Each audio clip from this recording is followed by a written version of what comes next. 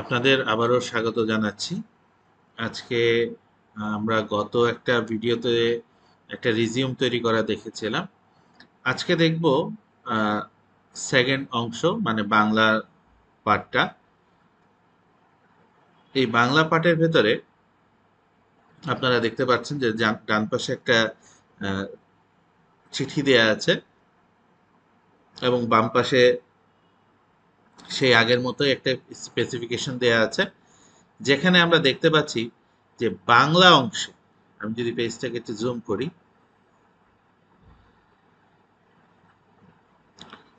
বাংলা অংশে বলা হচ্ছে ফন্টটা হতে হবে নিকোশ ইউনিকোড, ফন্ট সাইজ হবে 14, alignment as per sample, line space 1.3।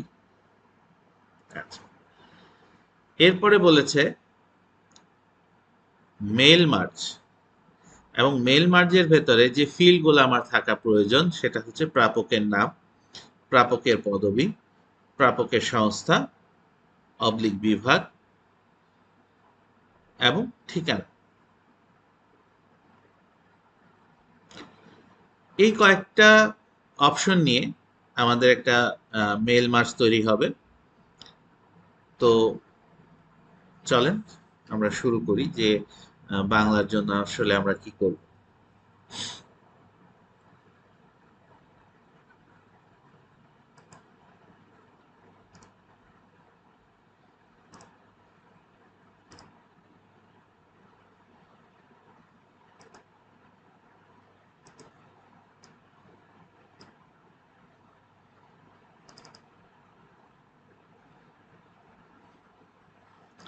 এই ছিল আমাদের জব ওয়ানের পেজটা।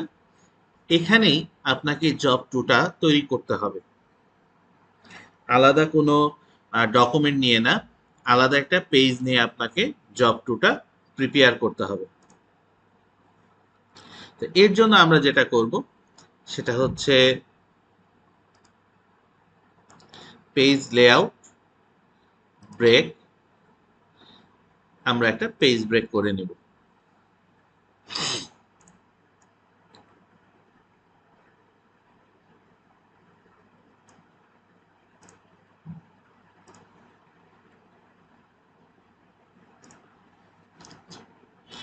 যেহেতু এখানে আমাকে বলেনি যে আমার ফার্স্ট পেজটা পোর্ট্রেটে থাকবে এবং সেকেন্ড পেজটা ল্যান্ডস্কেপ করতে হবে, এ জাতীয় কোনো শর্ত আমাকে দেয়া হয়নি।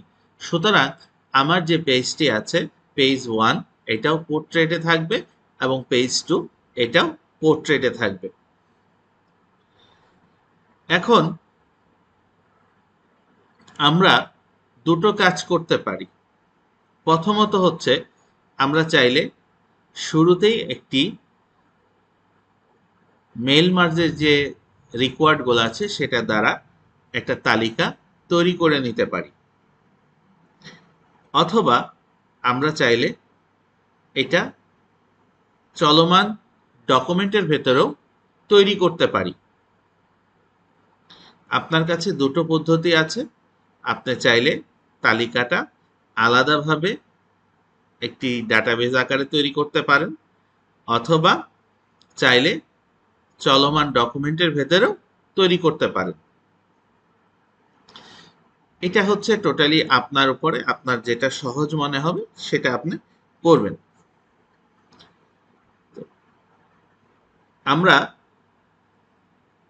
এখানে চিঠিটা টাইপ করব। তা আমি আগেই বলে রেখেছি, সময় বাঁচানোর জন্য আমি চিঠিটা আগেই টাইপ করে রেখেছি।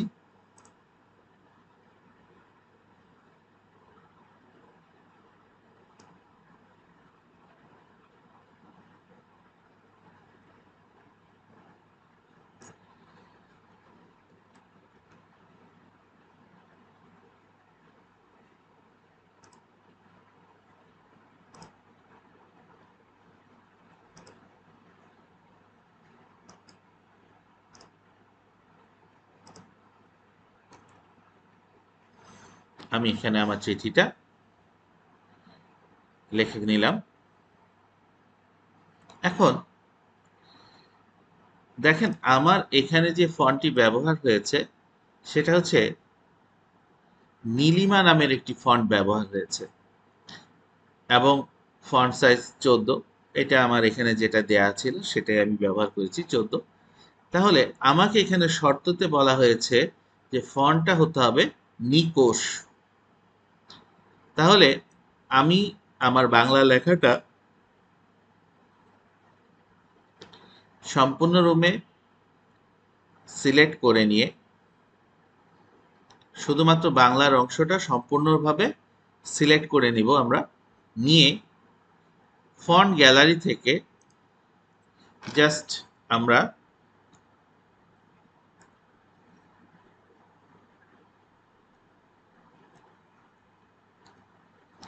নিকোষ এই ফন্টটা লেখে, যদি আপনার স্পেলিং এর ধারণা থাকে লিখবেন, না হলে NIK লেখার সাথে সাথে দেখবেন সাজেশনে নিকোষ চলে আসছে, জাস্ট একটা এন্টার দেব।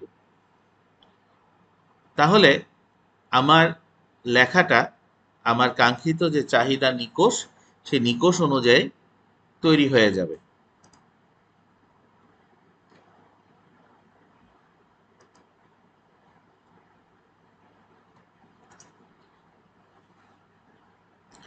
এবং আপনারা যেটা করবেন সেটা হচ্ছে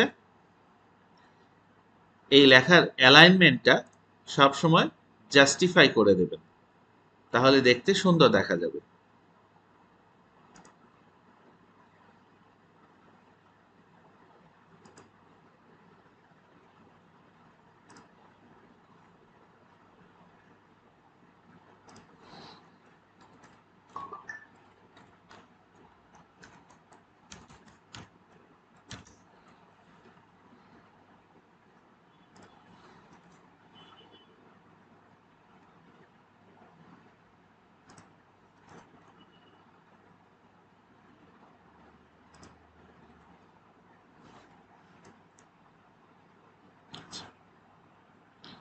এখানে একটা তারিখের কথা বলা হয়েছে।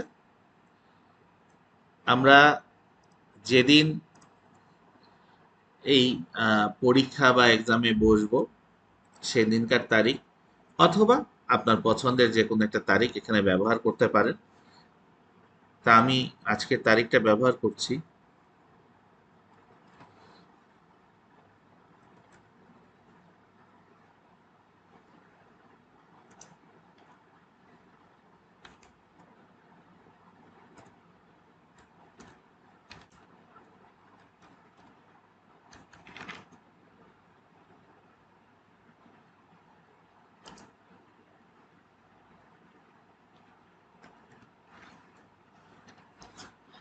এখন আমাকে যে মেল মার্কস করতে বলা হয়েছে সেখানে আমার স্যাম্পল অনুযায়ী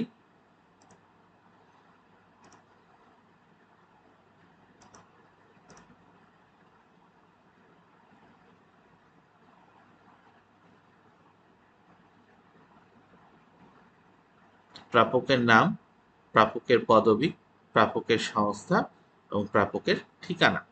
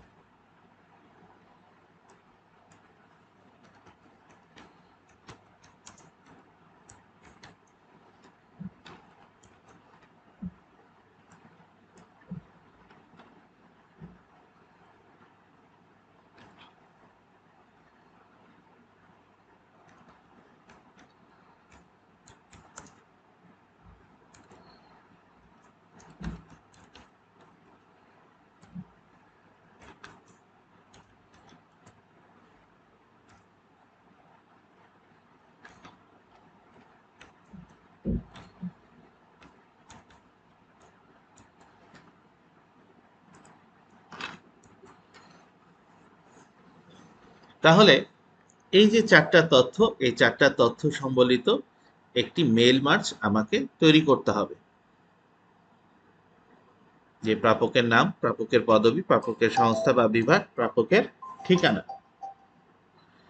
তাহলে আমরা এই মেল মার্জ তৈরি করার জন্য আমরা চাইলে এক্সেল ব্যবহার করতে পারি, অথবা আমরা চাইলে আলাদাভাবে একটি এমএস ওয়ার্ড ফাইলও নিতে পারি।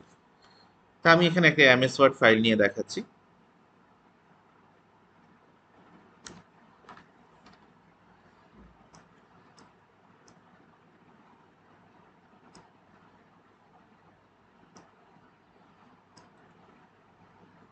আমি ইনসার্ট থেকে টেবিল, যেহেতু আমার চারটা শিরোনাম, আমি এই চারটা শিরোনাম অনুযায়ী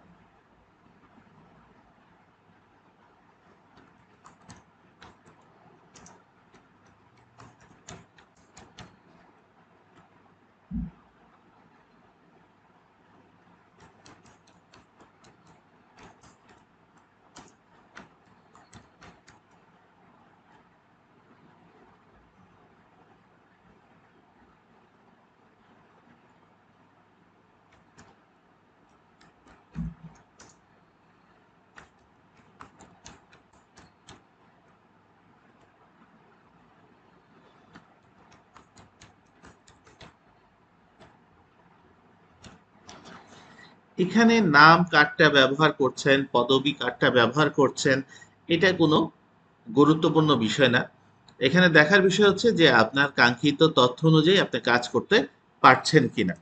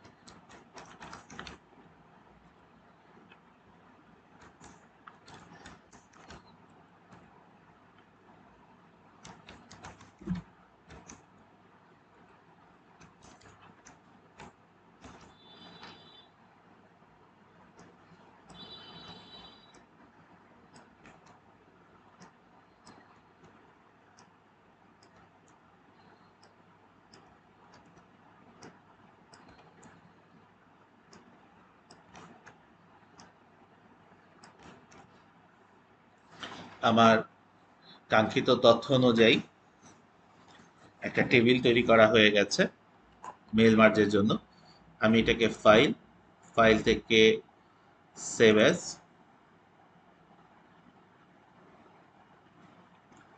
এখানে আমি প্রাপকের নাম বা XYZ নামে আমার যে নির্দিষ্ট ফোল্ডারটা আছে তার ভেতরে এটাকে সেভ করার চেষ্টা করব। আমি এটাকে সেভ করলাম এবং এই ফাইলটাকে আমি কেটে দেব। এখন আমি আমার সেই ফাইলটিতে এসে সরাসরি চলে যাব হচ্ছে মেল মার্জ। মেল মার্জ থেকে চলে যাব সিলেক্ট রিসিপিয়েন্ট, সেখান থেকে যাব হচ্ছে use existing list. Use existing list এখানে গিয়ে আমার ফোল্ডারটা রাখা আছে ডেস্কটপে। আমি ডেস্কটপ থেকে আমার ফোল্ডারটা ওপেন করব এবং যে ফোল্ডারের ভেতরে আমি কাঙ্ক্ষিত আমার ডাটা ফাইলটি রেখেছি সেটাকে ওপেন করব এবং ওই ডাটা ফাইলটাকে সিলেক্ট করে ওপেনে ক্লিক করব। আমার ফাইলটি অ্যাড হয়ে গেছে। অ্যাড হলে আমি এই জায়গাগুলো প্রথমে আমার এরকম হাইড আকারে থাকে, যখন ফাইলটি অ্যাড হয়ে যায় তখন এই জায়গাগুলো অ্যাক্টিভ হয়ে যায়। তাহলে আমার প্রাপকের নাম আমি সিলেক্ট করে ইনসার্ট মার্জ ফিল, এখান থেকে প্রাপকের নামটা সিলেক্ট করে দেব। এখন আপনি চাইলে এই পাশে যে কোলনটা আছে সেখানে ব্যবহার করতে পারেন। আমি প্রাপকের নাম ব্যবহার করলাম, পদবীর জায়গায় প্রাপকের পদবীটা ব্যবহার করলাম, প্রাপকের সংস্থা বা বিভাগের জায়গায় প্রাপকের সংস্থা বা বিভাগ ব্যবহার করলাম, ঠিকানার জায়গায় আমি প্রাপকের ঠিকানাটা ব্যবহার করলাম। প্রিয় এ, এখানে লক্ষ্য করে দেখতে পারবেন যে অ্যাজ পার স্যাম্পলে বলা আছে প্রাপকের নাম, তাহলে আমি এখানে এটা দিয়েছি, আমি এটা মুছে দিচ্ছি। প্রিয়র পাশে আমি মেল মার্জ অপশন থেকে প্রাপকের নামটাকে অ্যাড করে দিলাম। আমার কাজ শেষ। সভার বিস্তারিত, সভার তারিখ, আমরা প্রথমে যে তারিখটা দিয়েছি সেটাকে কপি করে এখানে বসিয়ে দিচ্ছি। সভার সময় আপনি সকাল 9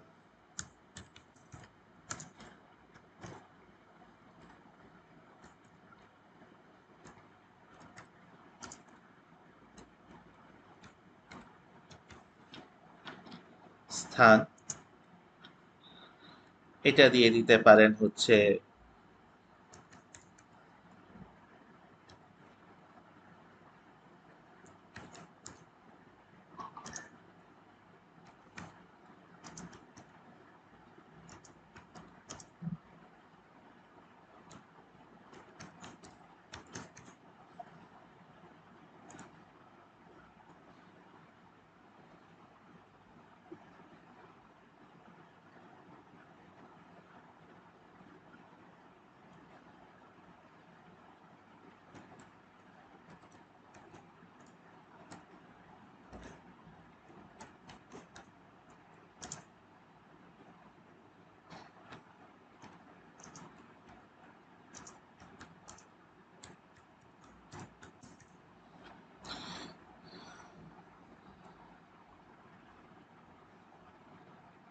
এবং এখানে একটা বিষয় আমরা উল্লেখ করে দিলাম যে সবার বিষয়টা কি থাকবে।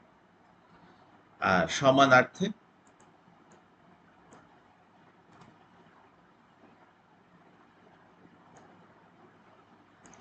এখানে আপনাকে স্যাম্পলে বলে দিয়েছিল যে আপনার নাম, আপনার পদবি এবং আপনার প্রতিষ্ঠান। তা আমরা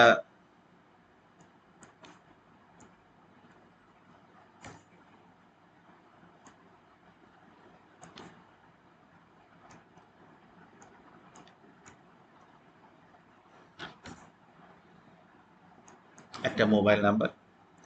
এখন আমরা যদি প্রিভিউ করে দেখি তাহলে আমরা দেখতে পারবো যে আমাদের যে তথ্যগুলো আছে সে তথ্যগুলা সঠিকভাবে এখানে অ্যাড হয়েছে। এখন আমরা এই তথ্যগুলোকে যদি পিডিএফ আকারে সংরক্ষণ করতে চাই, এটা একটা গুরুত্বপূর্ণ বিষয় যে আমাদের অনেক সময় এগুলোকে পিডিএফ আকারে সংরক্ষণ করতে বলা হয়।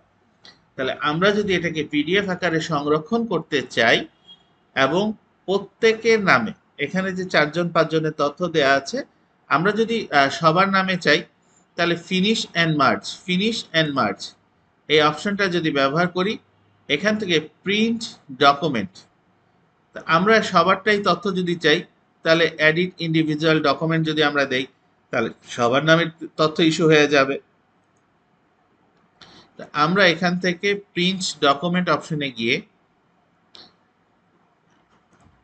এখানে 1 2 5 এটা ব্যবহার করতে পারি, অল ব্যবহার করতে পারি, কারেন্ট রেকর্ড ব্যবহার করতে পারি যদি আমরা এটাকে প্রিন্ট করতে চাই। আর যদি আমরা সেভ করতে চাই, নর্মালি তো এটা আমাদের সেভ ডকুমেন্টের সাথে এটা সেভ হয়ে আছে, কিন্তু আমরা চাচ্ছি যে প্রত্যেকের নামে আলাদা আলাদা সেভ হবে। আমি এখান থেকে নামটাকে একটু কপি করে নিচ্ছি সুবিধার্থে। ফাইল, প্রিন্ট, ফাইল, প্রিন্ট, প্রিন্টে গিয়ে পেজ 2 এটা আমরা সিলেক্ট করব এবং এখান থেকে আমরা চেষ্টা করব আমাদের মাইক্রোসফট প্রিন্ট টু পিডিএফ এই অপশনটাকে যদি আমরা চয়েস করি এবং প্রিন্ট অপশনে ক্লিক করি,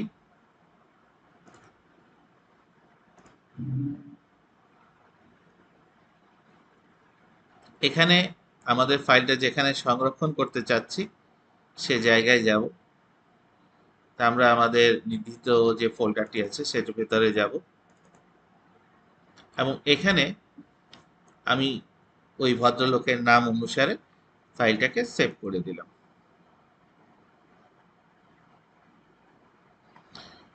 আমরা যদি আমাদের ফোল্ডারটিতে প্রবেশ করি,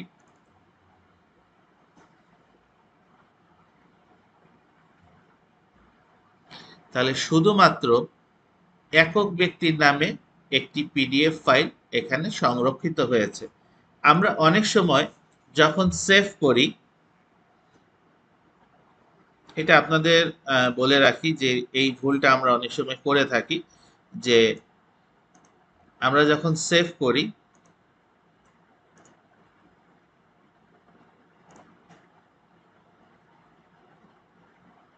তখন আমরা দেখি যে এইভাবে একাধিক পেজ তৈরি হতে থাকে। এটা একটা ভুল থাকে আমাদের। আবার আমরা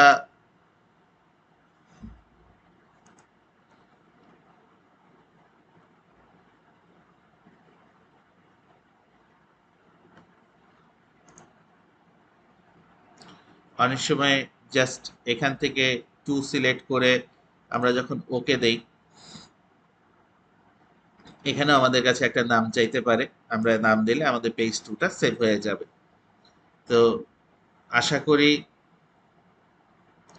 আমরা আমাদের কাঙ্ক্ষিত যে মেল মার্ক সহ যে বাংলা টাইপিংটা আছে এবং বাংলা টাইপিং এর যে জবটা আছে সেটা আমরা সুন্দরভাবে করতে পারবো। আর এইভাবে যদি আমরা নেক্সট দিই তাহলে প্রত্যেকের নামে আমরা এখানে আলাদা আলাদা ফাইল তৈরি হয়ে যাবে।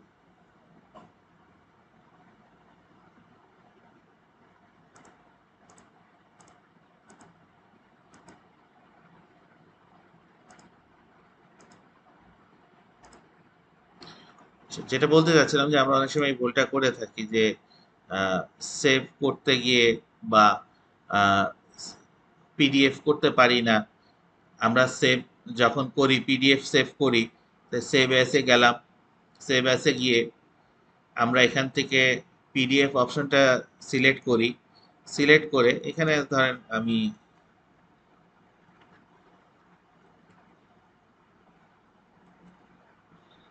একটা ভিন্ন নাম দিয়ে সেভ দিলাম। এই ক্ষেত্রে হয় কি, আমাদের ইংলিশের সিভিটা সহ বাংলা ডকুমেন্টটা সেভ হয়, কিন্তু এক্সামিনারের চাহিদা থাকে শুধুমাত্র বাংলা অংশটা আলাদাভাবে পিডিএফ আকারে সংরক্ষিত হবে। তো এই জিনিসটা আমরা আমরা যখন সেভ করব তখন অবশ্যই মাথায় রাখবো। আচ্ছা, এখন এই বাংলা অংশে আরো ছোট্ট দুইটা কাজ আছে। সেটা হচ্ছে আমাদের এই ফুটার এরিয়াতে। ফুটার এরিয়াতে বলা হয়েছে যে আপনি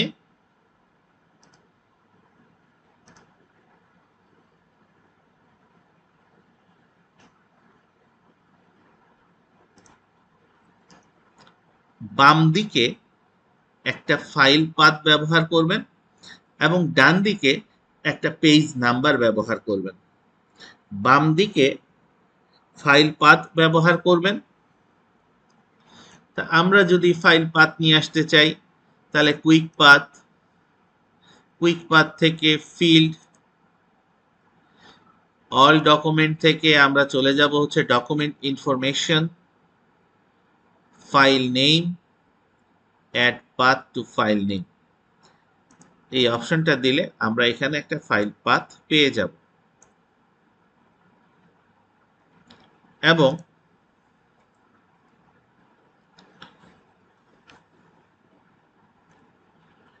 কার্সরটাকে যদি রাইট অ্যালাইনমেন্ট করে আমরা পেজ নাম্বার,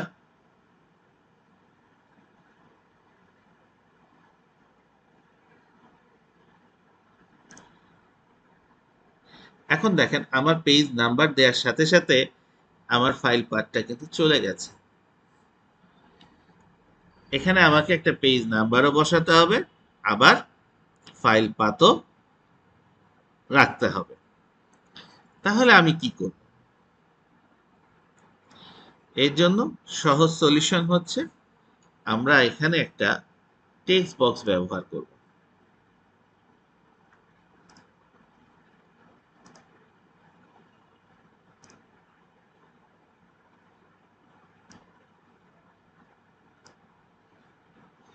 এবং এই টেক্সট বক্সের ভেতরে আমরা পেজ নাম্বারটাকে ইনসার্ট করে দেখি কি দাঁড়ায়। সরি,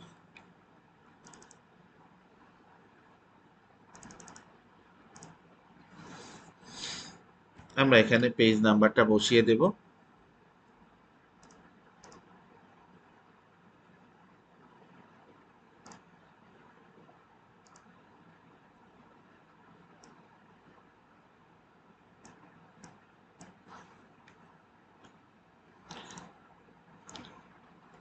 এখন যদি খেয়াল করি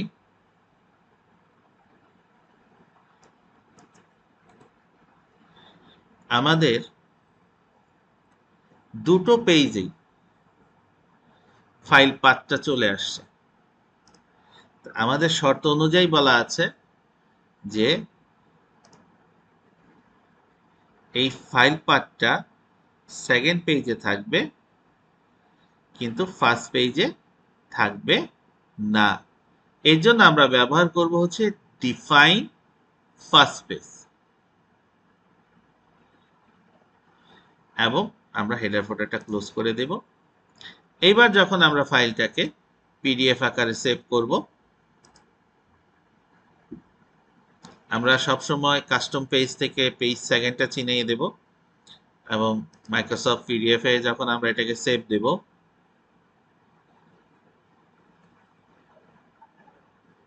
তখন আমাদের শুধুমাত্র সেকেন্ড পেজটাই সেভ হবে।